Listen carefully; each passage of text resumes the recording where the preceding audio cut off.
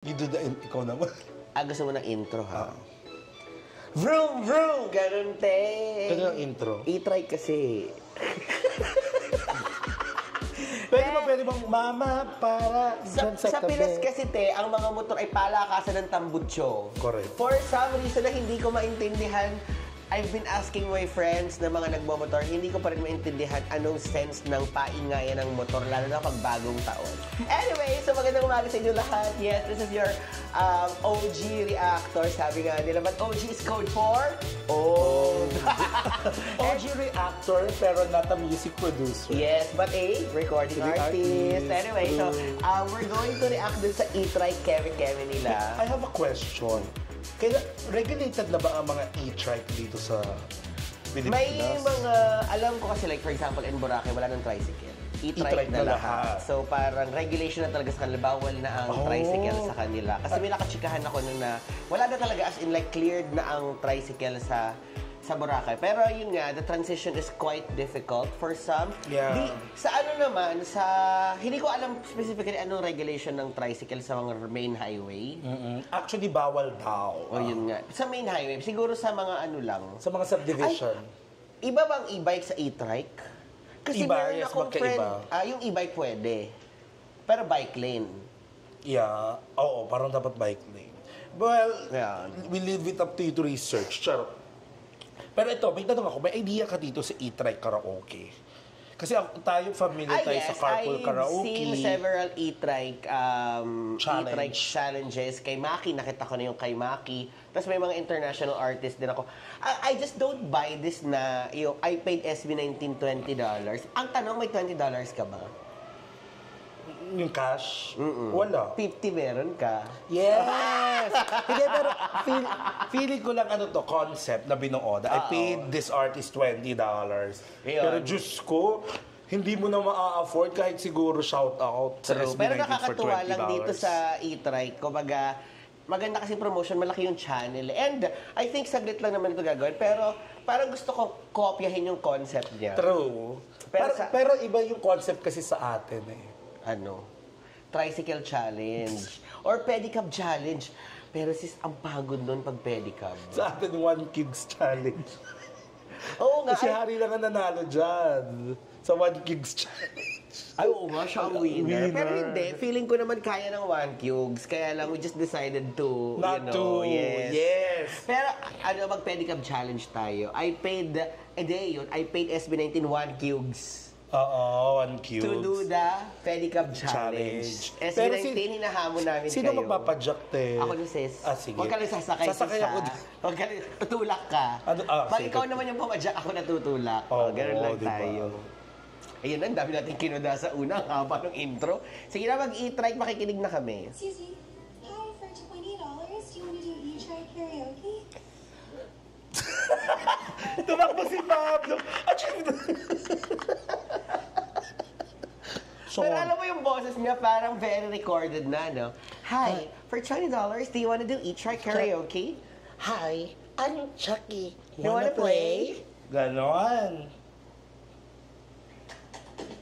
How do you rank your singing on a scale of 1 to 10? Solid 1. Sinungaling! Humble. 1 to 10, so 1 ang pinaka-lowest. Gaga, hindi. 10 ang highest. Okay, 1 ang lowest. Ha? 1 ang lowest. Oh, 1 ang lowest. Kaya sinungaling. Sure. 7. Oh. Pablo's 1. I'm gonna be 0. Oh, humble din. Ako sasagot. Agasified 3. Ako sasagot. Asan na yung liquidation report? Char! Kala ko naman plasma na yung babanggitin mo eh. 0.5. Okay, I have to change my answer. I will go. I will go negative number. I really liked Gassy 3. Oy! Epal! Epal! Ano daw, sabi? Gasi 3 daw si ate. Te, gasified na nga, di ba? Ito naman si ate. Inis ako eh. Charot lang. Sana asal ako kay ate. Oo, Char! ano, katabi niya si Pablo. Hindi, Ang yung cute pala ni Pablo with short girls, no?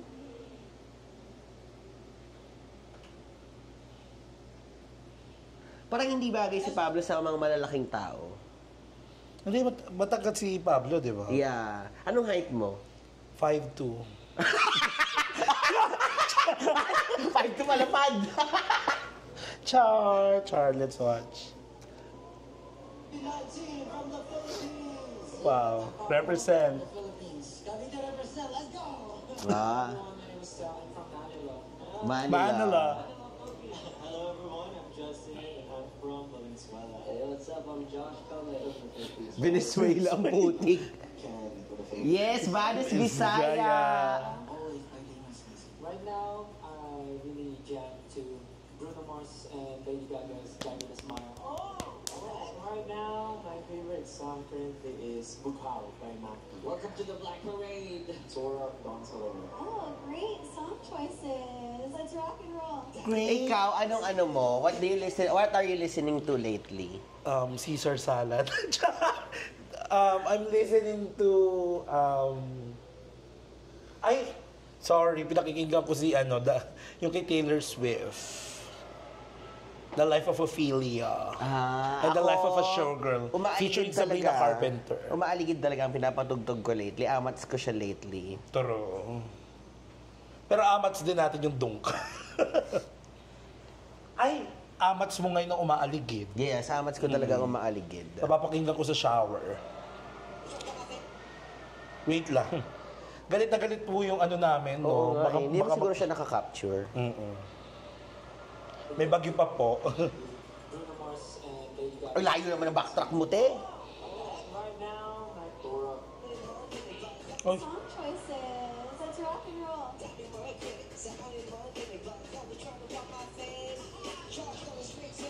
wow. He dropped his own verse.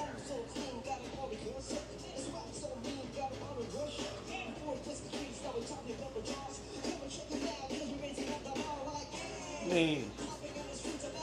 Oy!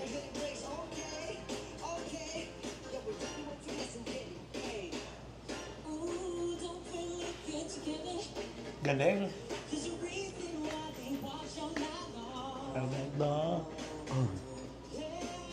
I like that. I like that. All night long. Sige nga, di ba? Ang layo mo talaga mag-backtrack, te. Eh, kasi ninanamnam ko.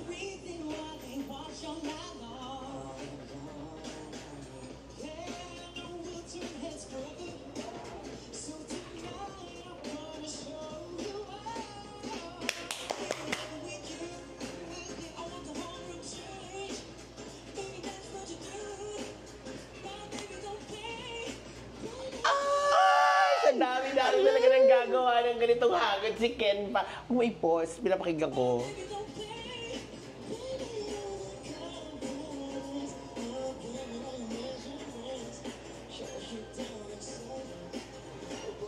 Grabe, napaka-smooth ng boses, John.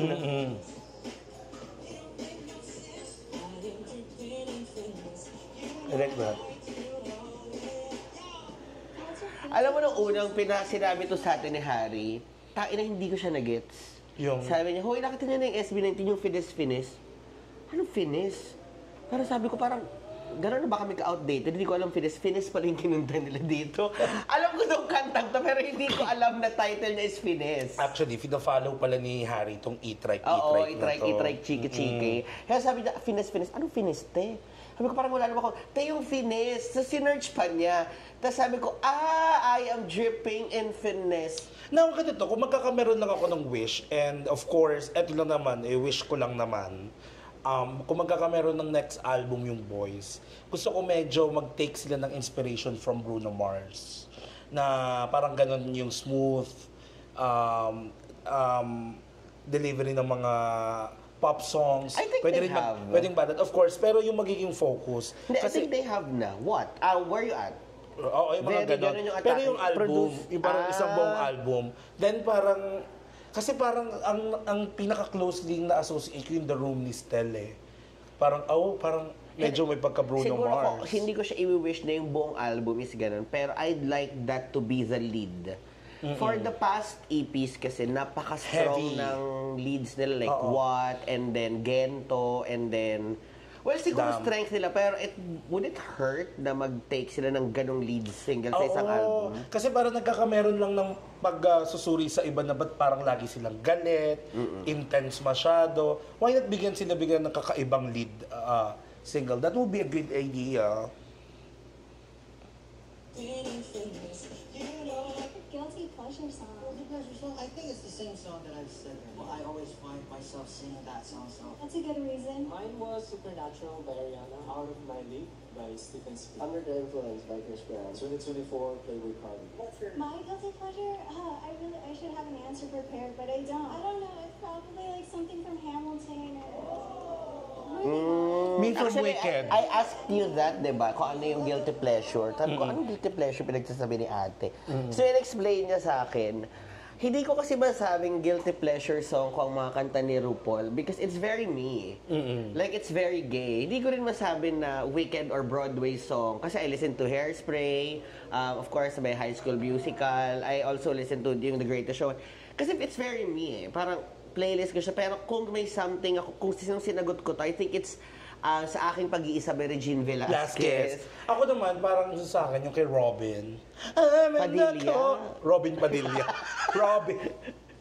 Oh, I'm in the corner. Robin Thicke? Hindi. Si Robin. Robin, yes. Oo nga pala, Robin. Oo, nag-guest na nga pala siya sa Drag Race. So- Season 30 nata. Dancing on My Own by Ay, Robin. no, lip-sync na yan. Oo, napanood ko nga. That's my guilty pleasure song. Michael Jackson. Bruno Mars. Post Malone. Ano yung tanong? You only get one choice. Sorry. Michael Jackson. You can do karaoke with anyone. Let them. Hala, sige ka. Michael Jackson. Oh my God. Post Malone. You only get one choice. He's not like it. Given a chance, I'll do it with Adele. Yeah. Please. Yes. Okay, sige. If makikipag-karaoke ka with one person, not one group. With one person, who would it be? Gaga. In the Philippines. Well, ako sa international, I'd love it to be Dua Lipa. Dua Lipa. Yes. Amats kong artist din Gaganon yan. siya habang... Yes. Hindi, ganun yun eh. Ikaw, sa Philippines, sinong isang artist ang gusto mong makasama sa Eat Right Karaoke? Ako ba yung magpepedal? Ako ba yung Hindi, sis, kakanta kayo pareha. Si ate pa rin yung pagdadrive natin. Siya pa rin magdadrive. Deserve niya eh. So, kailangan medyo hindi kasing size ko kasi mahirapan si ate Okay, girl. give ko yon. Oo, give mo yon. And then, parang... Kailangan masasali yung boses mo. Oo. Masasali yung boses ko. Tapos, hindi rin naman magagalit yung parents, siguro. Oo. Kasi kailangan drive safely. Yes. Okay. Drive safely at syempre, comfortable din yung mga parents niya na parang, okay yan si Matt nakatabi ni ano. At mag-i-eat right sila. True. Safe yung anak ko. Oo. So, Parang alam ko na kung sino pwede. Given the criteria, yes. si Sofia La Forteza. Hindi naman siguro magagalit ang nanay niya. Hindi mo rin siya ka-same size. Kaya ka rin niyang saluhin. Okay na, te. Ito naman. Sino ba gusto mo sana isagot? Si Justine. Okay, si Justin. Last, ano na yan ha? Pagbibigyan niya ng onesie. Kausapin ko muna yung CEO. Hindi. Ito na nga. Sabi na nga ni Pablo as from onesie. Sure na yung sagot mo ha? If you say yes, yan talaga pagbibigyan ni onesie, nanonood sila. Siguro kay Pablo na lang. Sabay, ano lang sa e-try. Okay. Tapos, aabutan ko si ate girl na 500. Doon ka nga muna. Maganda ka nga muna. Local. Maki, definitely. Or, Hindi, ako, siguro kasi si Ken, hindi mag-jive yung boses namin eh. Kasi sobrang baba nung kanya, tapos ang pangit ng boses ko. Siguro I would go for Maki or ano. ako kahit sino sa SB19. Hindi, sinagot mo na nga yung isa eh. Okay na yan. I mean, let's not justify. Let's play. Ang haba ng chika natin. Can I dedicate your performance to We anyone? want to dedicate it to our 18. Yeah, 18. Are you ready? Bakit nakakaramdam ako sa RV natin to? Ang dami magreklamo. True.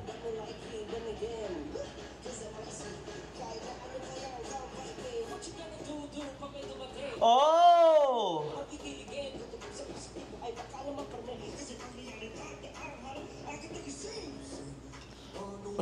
Yung mic. Si ate, iba yung ngiti, oh. Ito yung medyo, ngayon ko lang na-realize ha. Siyempre parang kanina napaka-harmless lang naman nung napakinggan natin yung Finesse. Ang hirap kantahin yan kapag ganyan yung environment mo. Mabuti pa nga maganda pa nga yung carpool karaoke kasi pag kumakanta ka sa sasakyan, sabi nga nila, kuwari daw kailangan mo ng recording studio, your car is the perfect recording studio.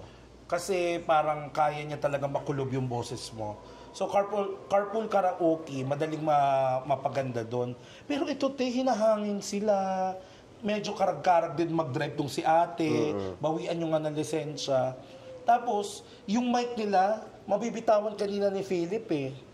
Diba? So, ang ganda pa ng boses nila.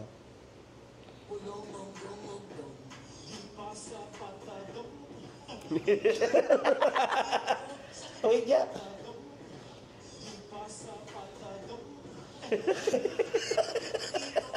Ito yung tunay na first take. True.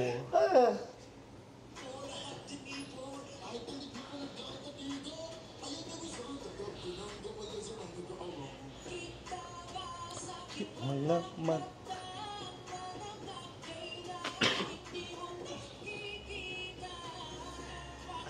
Puta, inakala ko kung sino yung nakasilip dun sa bintana, mga manikin.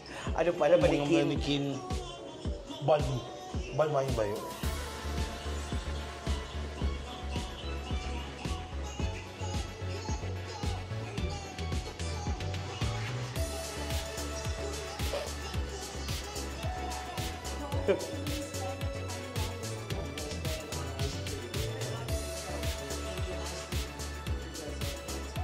Ate girl, dagdagan mo naman. 5 sila, oh. 5 sila, 20 lang bayad mo, hoy. Te, balita ko, isang McBurger lang yung nandyan, katumbas lang ng... Anyway, so yun lamang. Wala na kami ganun chika kasi feeling ko ang daming chika. Feeling ko ba sa comment section, ano ba lang itong mga reactors na to? Ano, daming post, daming chika. Anyway, so that's it. Maraming... Ano na naman? Hindi, parang natawa lang ako doon. Okay, that's it. Yeah, that's it. Maraming salamat sa pagtungkay. I'm your sugar spice and sometimes nice. My name's Blake. And this is Matt. Bye. This is Matt Summer TV officially challenging SB19 to do the pedicab challenge with Matt Summer Sagot TV. na namin. Really na $20 ibabayad namin sa inyo. Kung basta ikaw ang magbabayad, walang problema. Pati sa mga loob. Bye! Ano pa ba? Wala.